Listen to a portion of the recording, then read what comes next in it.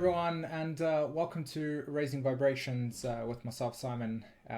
Today, guys, I'm going to be bringing you a video on just more of what I did the last time, which was sharing with you my thoughts and ideas about stuff, and just generally conveying to you my opinions about things. There are two specific things that I will be focusing on within this conversation. One of them will be about the nature of astrology and how it has been misrepresented for such a long period of time, and then also giving my opinion about how we can actually fix it and make it better in that sense, how to bridge the gap, as it were. And lastly, the other thing that I want to talk about was the nature of what it is that I'm actually doing at the moment here at Raising Vibrations, and about the new moon video that is not present, which I'm sure some of you guys have been waiting for.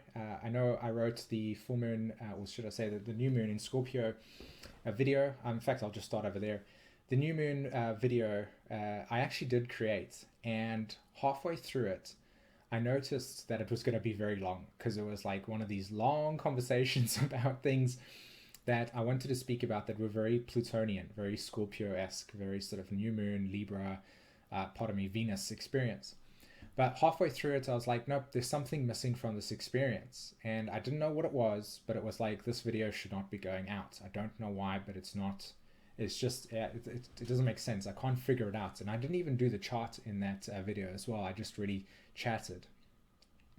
A part of me didn't really, I was feeling like I didn't want to actually pull up the chart and say, okay, this is house placement's over here, and so on and so forth. I just really wanted to talk to you guys about what the symbols were meaning and that such, which is not something I really want to do, because I do want to convey the message and also show you the actual chart itself in that sense. So there was a lot of sort of like random emotions that were happening at that stage that was kind of like, giving me this deep desire and passion to share with you the nature of what this full or this new moon actually symbolizes. But at the same time, it was this conflicting thing where it was like, no, it's not complete. Whatever I'm going to share with you guys won't be completely understood, because I don't understand it myself. I don't know how to convey the message. It's too deep, etc., etc. So that's why there's no new moon video. It's just I got around to it, but then it didn't manifest for me the way that I wanted it to do. So I'm really, really sorry, guys. I do apologize sincerely. But it was only like a couple of days, like maybe 2 or 3 days later, because I've had some intense transits happen to me with this new moon in Scorpio. I actually have the sun at 2 degrees Scorpio, and I have Saturn at 6 degrees Scorpio, and I've got Pluto and Mercury totally conjunct each other at 29 degrees Libra.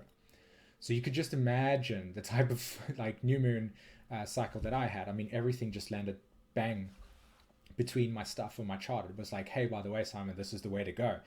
Whatever you're going through at this point in time, this is where it's at. This is what's happening to you. And I can tell you that Raising Vibrations work has completely and utterly exploded, and I can't thank you guys so much for giving me the opportunity to do this.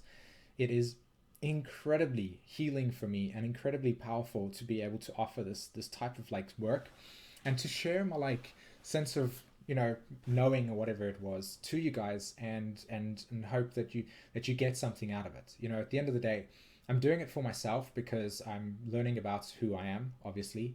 But at the same time, I'm also learning about how to express this type of stuff in a dialogue or in a way that makes it tangible, that makes it understandable.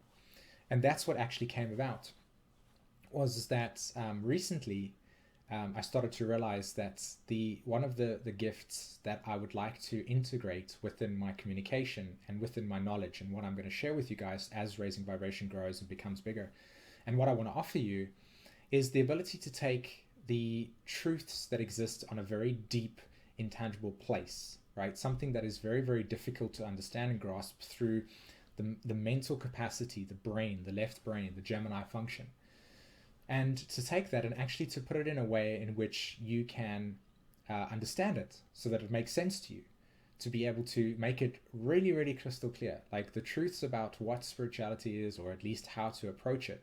And even that in itself, that word in itself, I want to throw away, because it's like spirituality has such a like a random stigma attached to it. You know, there's so many different perceptions of it. You know, ultimately what I'm teaching over here is that the source of creation is you, and you are it. You recognize that relationship within each other, and your path on earth at this point in time is to become self-aware and to experience it, to be here, to be present in the physical, to see life and to see how it works, and then just to use nature as our teacher, right? To see nature as a reflection of what is within us, and our journey gets linked with that. So what I wanted to do was be able to now start linking that type of information to you guys. And it was only like literally two days ago where I realized I completely and utterly got the download, where it was like, okay, now I know how to do it. And it was explaining to somebody about the nature of parallel realities.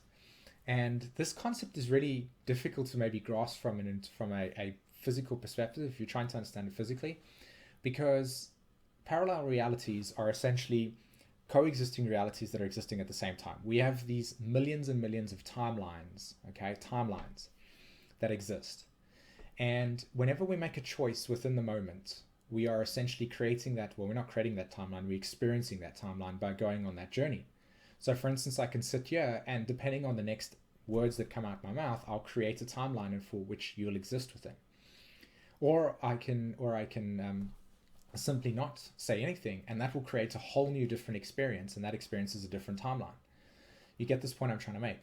Now, from the point of view of making it a lot more physical, if I got up right now and just started walking away, that would create a reality within you that would then essentially create a timeline for both of us, right? We would have different ways in which we'd go experiencing reality. Whereas if I sat here and stayed here, then that would hold the same timeline we're on now. So there are many, many different types of timelines that we experience relative to our choices. So you can see the network of timelines relative to the leaf on a tree and the veins that essentially go into different directions. In fact, if you guys have ever gone to London and experienced the London Underground and looked at the map, you'll see that there's many different types of forms and lines, etc. That's timelines. And every time you make a choice, you create a timeline which you experience. Yet at the same time, I was also explaining the nature of how parallel realities exist at the same time, but your focus is what allows you to become aware of a single timeline. In other words, that I'm sitting over here chatting to you guys about this, and yet at the same time somebody else is doing something completely different, and yet they are manifesting at the same time. They are simultaneous. There is not difference. And this was explained beautifully, because if you take like a channel, for instance, you take a TV, okay, and you watch, there are 3 channels, but you're focused on the one channel, channel 2, for instance. What's happening on channel 1 and happening on channel 3 essentially are still manifesting, they're still existing, but your focus is on channel 2. Now what happens is that as soon as you take the switch and you move it to channel 3, you're essentially changing your focus from channel 2 to channel 3, essentially taking your focus from one reality to another. Now, there's some cool stuff here, because from the point of view of understanding that concept, you'll recognize that channel 1 and 2 are not stopped, they haven't stopped manifesting. They're still there, it's just that your attention is in a different place. And this is exactly how our timelines go. And this is what's linked to astrology. In that sense, when I read a chart, or when I try and explain to you guys the nature of symbols in a chart, when you look at your own chart, for instance, understand that there are timelines that are associated with the types of symbols that you have in your chart. And these timelines will specifically correlate to the nature of your inward reality, which is why in your life, you'll have a different perception of reality compared to somebody else, even though you're born at the same time in different countries. This is just one example of what I'm trying to say here, which is why sometimes I'll say to you, okay, you got Pluto in the 7th house, which means that there's a natural unconscious desire to be linked with relationships. And you're well, yeah, that's true. Like, yeah, why? Because Pluto itself is a focus point of the soul's consciousness that is creating that reality for you to exist within. So, understanding that point, understanding these parallel timelines, I got the idea of being able to explain these deep, sort of like, wonderful truths that are cool to me, to people that might be interested in it. And YouTube does that. Now, linking it in with the new moon, I recognized that I wasn't able to actually share with you guys the story about the new moon, because it was vastly complex within my own psyche, and that I didn't have the capacity to do it. And now I do. I have that understanding. The irony of the situation, or the paradox, is that as I was thinking about that, I also became aware of what the actual message was about. And that was is that, and this is the message of the new moon, okay? Is that at this point in time, we are learning to become completely and utterly self-reliant, and to learn how to become completely and utterly secure within yourself. And the way that you understand this is by developing your sense of inner security. And as you develop this inner security, you start to recognize that when you outsource your needs, they place the security out somebody else, which then stops you from having your own sovereignty. And this comes back down to the original point of this new moon, was recognizing that it's time to now stand up and recognize your sovereignty. Recognize that the responsibility for your life is completely and utterly in your hands. And that when you link that with the new desires that are emanating from your soul, that just happened with this fire trine. Remember that Mars was in Sag, Uranus is in Aries, and Jupiter's in Leo, and made this fire trine, and everything was intense, everything was just going along, and it was like, oh my gosh, wow, these things are just happening so fast, and we're getting all these desires. But there was one thing that was missing, because it's dissipated right now, and that was that you needed to confront all limitations within yourself that are essentially stopping you from actualizing yourself in some way. But also at the same time to recognize that a lot of these limitations will be that you place your security outside of yourself, i.e. that somebody else needs to give you the answers for the right question, versus inwardly seeking it within yourself, because you already come, as you can see with that picture on the left-hand side over there, with everything pre-programmed. You just need to believe it. You just need to know it. And the way that you know that is by constantly showing it to yourself, by trusting yourself that in every single moment you'll know what you need to do when you need to know it. That's it. Completely. And that you'll get to a point in your consciousness where books themselves become null and void, because you just see it as another person's truth versus the actual truth that is yourself. When you connect to that space, you'll actually have the downloads pictured in that picture over there. You'll have the downloads. Your consciousness / higher self will give you all the answers you need for your journey completely, which will make it specific to you. But you needed to understand that first through this new moon cycle that is taking place right now, which requires you to be very heavily invested within the inner landscape of your own psyche. And you're discovering this, and how you will discover this is through experiencing confrontations and limitations in your reality.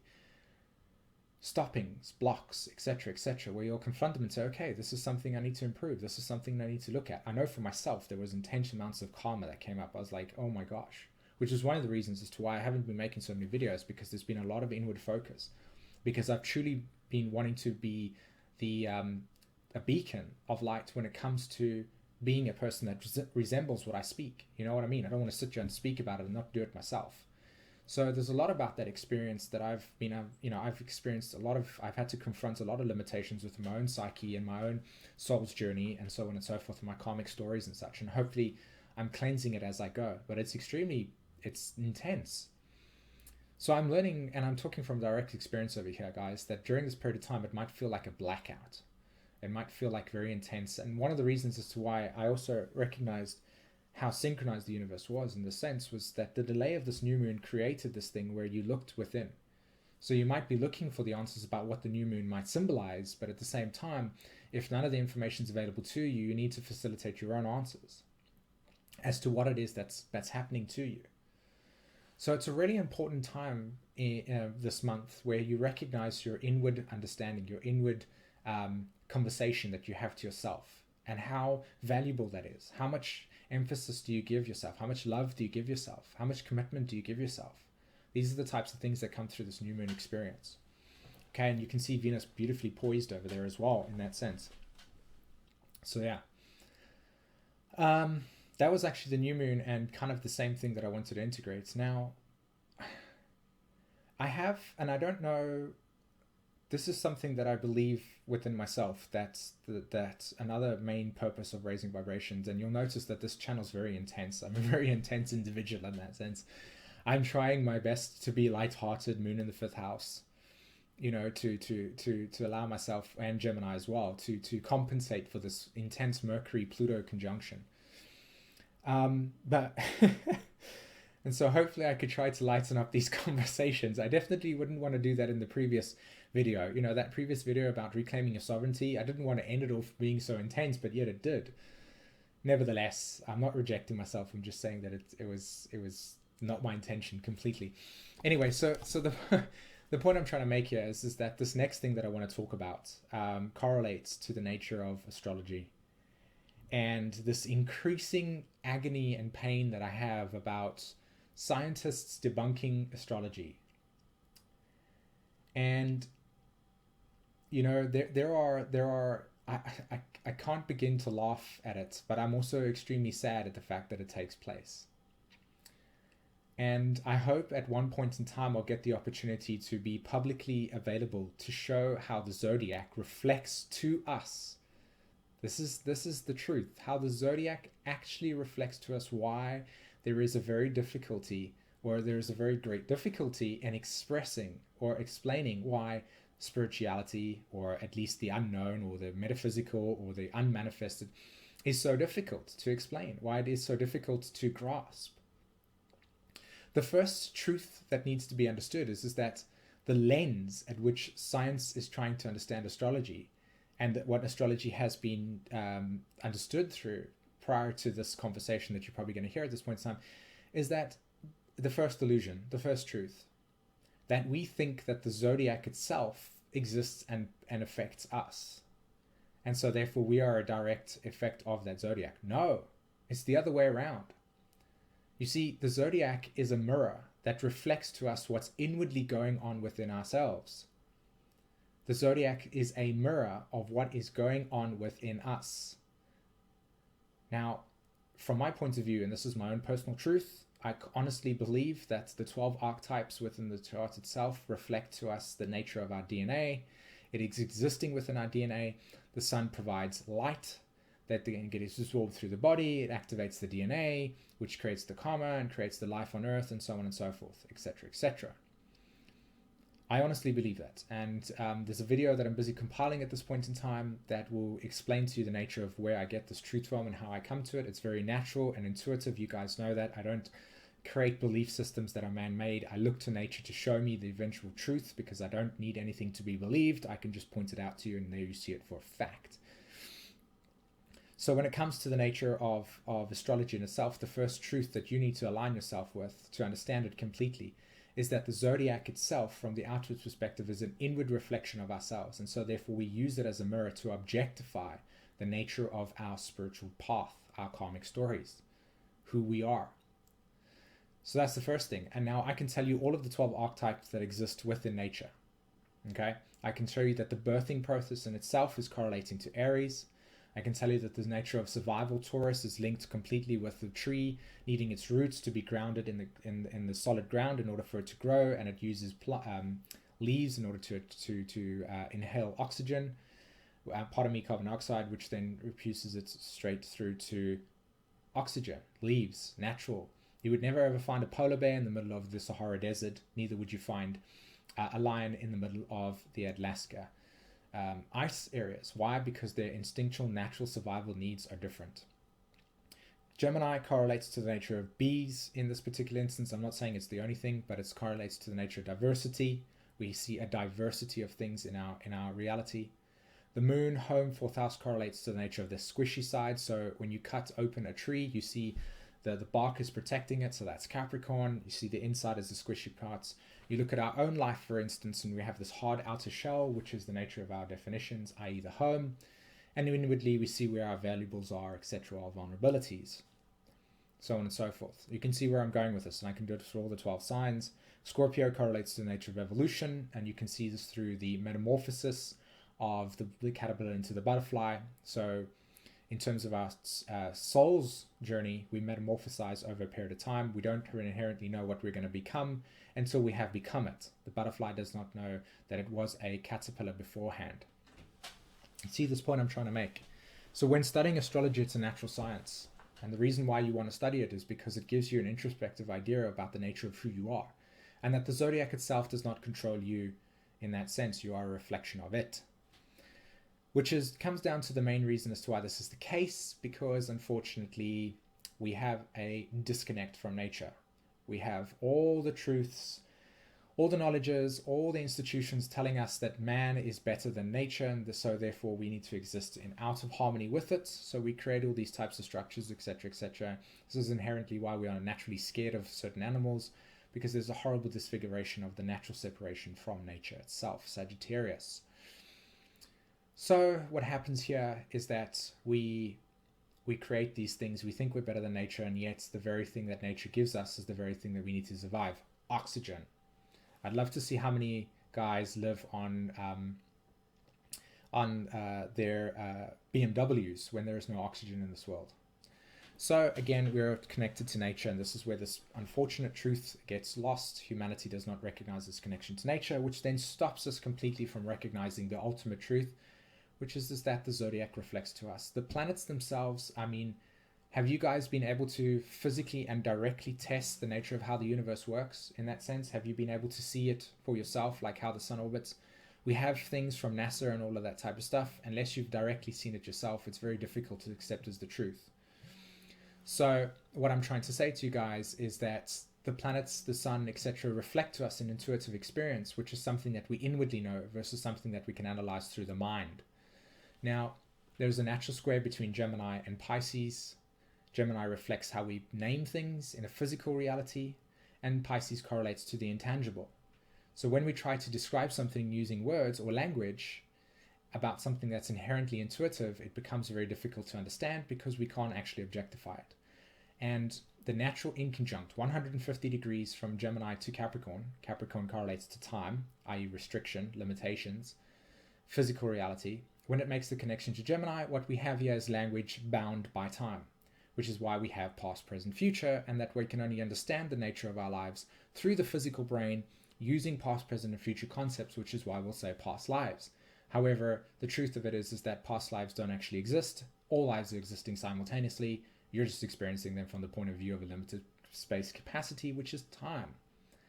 So when you have these scientists debunk astrology using logical processes to try and understand something that's intuitive, you're naturally going to create a separation of not understanding. It's like my favorite thing, which is that astrologers, that scientists will use the very archetype of Gemini and Sagittarius to debunk it, and yet the very archetypes they are using themselves is reflected in the zodiac to explain something that's not inherently true, i.e. the pen does not exist, yet they're using the pen to write that very sentence that tells them that the pen doesn't exist.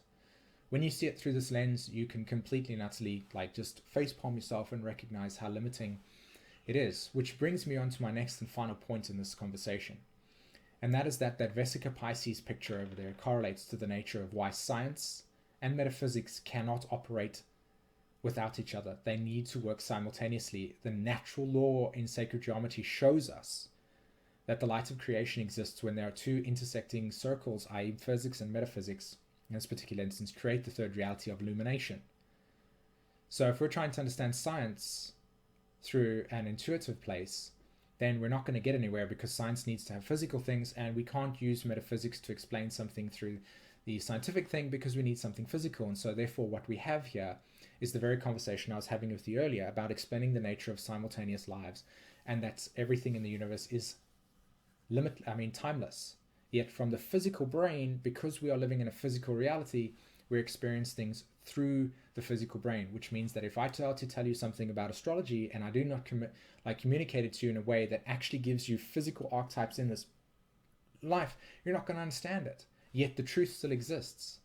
So astrologers have the problem with explaining something that's intangible, and they're not linking it to the idea that we live in a physical world, which debunks them completely and makes them look crazy and cuckoo. And then on the other hand, you have scientists trying to try to understand astrology, yet that they're using the very tools that limit them themselves, and so therefore they need to work in tangent. That there is the nature of undefinedness, unmanifested, that there is the nature of manifested, and they need to work in together to create light. Vesica Pisces. So yeah, guys, those are my thoughts for today. I really hope you enjoyed this. I will be bringing you the full moon in Taurus video. There's going to be a lot to talk about, especially the organic light. Until then, guys, have a fantastic day. Please like and subscribe this video. Check out the articles in Wake Up World. Don't forget to sign up for the online astrology school that I have, by the way. Everything's on my Facebook page. Go check that out, or send me an email if you're inquiring about that. And finally, if you're interested in any forms of astrology readings and such, or tutoring and so on, just check out my website, simonvorster.com. And yeah, other than that, guys, have a fantastic evening and take care. Bye bye.